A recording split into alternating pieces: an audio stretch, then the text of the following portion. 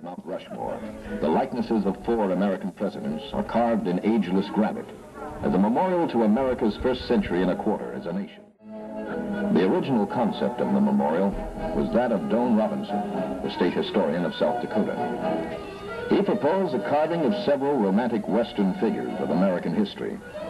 Gutzon Borglum, the American-born artist and sculptor commissioned to execute the project, felt the memorial should be of national significance instead of regional interest, and suggested presidents as appropriate subjects.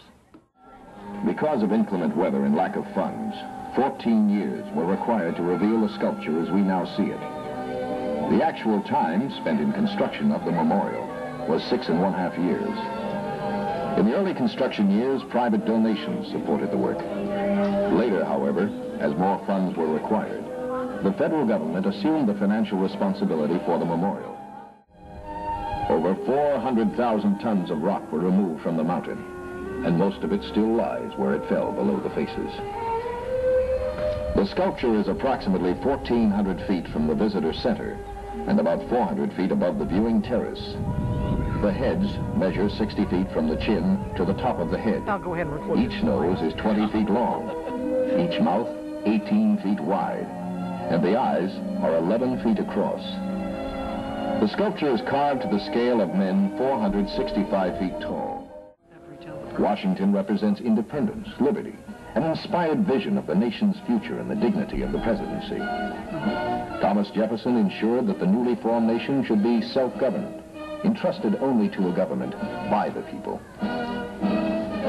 Abraham Lincoln typifies the permanency of our nation, preserving that which Washington and Jefferson began. His hand guided the destiny of our country in its darkest hour and pointed the way to freedom and tolerance for all its people.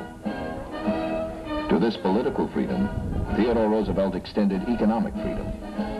He was the trust buster, the conservationist, the friend of the common man. His leadership inspired a march toward new frontiers, the forging of new connecting links that bound the West to the East.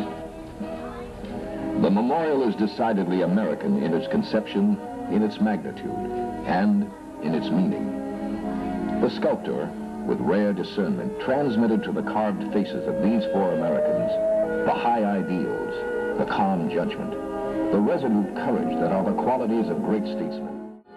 These are some of the unseen values that give meaning and purpose to this symbolic memorial, this shrine of democracy.